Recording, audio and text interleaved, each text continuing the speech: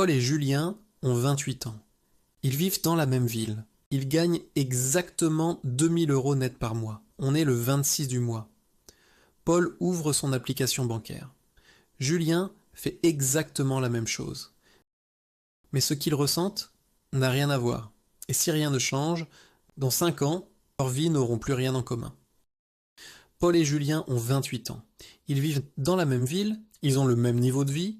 Paul n'est pas mauvais avec l'argent. Il n'est pas irresponsable. Il ne flambe pas, il fait simplement comme beaucoup de gens. Il paie ce qui tombe, il dépense quand il a envie. Et il se dit souvent « le mois prochain je ferai mieux ». Julien, lui, n'a pas toujours été différent. Avant, il faisait exactement pareil. Même salaire, même réflexe, même fin de mois un peu flou, jusqu'au jour où un imprévu est tombé. Une facture, une dépense qu'il n'avait pas anticipée. Ce jour-là, Julien ne s'est pas dit « je ne gagne pas assez ». Il s'est dit « je ne décide jamais à l'avance ». À partir de là, il a décidé de changer. Paul et Julien paient le même loyer, les mêmes charges, le même abonnement téléphone, les mêmes assurances. Objectivement, leurs dépenses fixes sont quasiment identiques. La différence, ce n'est pas le montant, c'est la visibilité.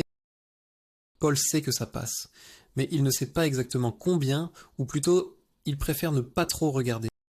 Julien, lui, a pris une décision simple. Il a regardé, scruté, analysé, pas pour se juger, pas pour se faire peur, juste pour savoir, car il a compris qu'on ne peut pas améliorer quelque chose qu'on ne suit pas. Même dépense, même salaire, mais une relation différente à l'argent. Un samedi, Paul fait ses courses, il prend ce dont il a envie, il ne regarde pas vraiment les prix, à la caisse, le total tombe, il soupire, mais il paie quand même. Un resto ici, un verre là, un petit plaisir parce que j'ai travaillé dur. À la fin du mois, Paul se demande toujours où est passé son argent. Julien fait aussi ses courses, il sort aussi, il se fait aussi plaisir. Mais avant que le mois commence, il s'est posé une question simple. Combien je veux consacrer à ça? Il a décidé à l'avance. Ce mois-ci, il peut dépenser 250 €. Résultat, quand il dépense, il ne culpabilise pas. Il ne stresse pas, parce que c'était prévu. Le budget n'empêche pas de vivre, il empêche de subir. Et là, fais une pause 2 secondes. Repense à ton dernier mois. Est-ce que tu savais dès le début combien tu pouvais vraiment dépenser pour te faire plaisir, ou est-ce que tu l'as découvert à la fin? Dis-le moi en commentaire. Tu décides avant ou tu regardes ton compte après?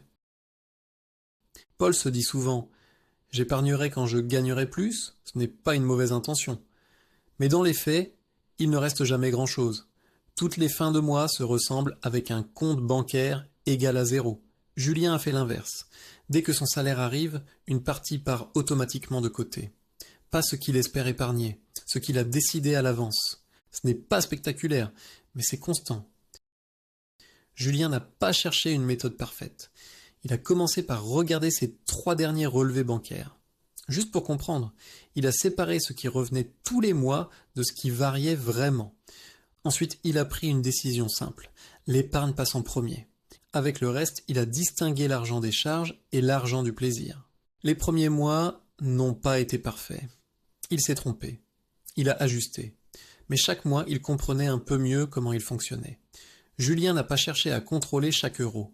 Il a cherché à contrôler ses décisions. 6 mois passent. Paul vit toujours au jour le jour. Il n'a changé aucune de ses habitudes. Le moindre imprévu crée du stress. Julien, lui, a une réserve. Pas énorme, mais suffisante pour respirer. Toujours avec les mêmes 2000 € par mois de salaire. Mais pas avec la même sérénité. 2 ans passent.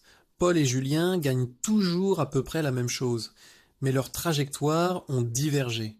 Paul n'a pas fait de grosses erreurs. Il n'a juste jamais structuré. Julien, lui, a répété les mêmes décisions, mois après mois.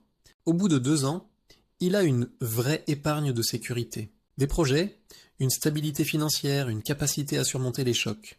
Il peut rester calme, même en cas d'imprévu. Ce n'est pas l'argent qui a fait la différence.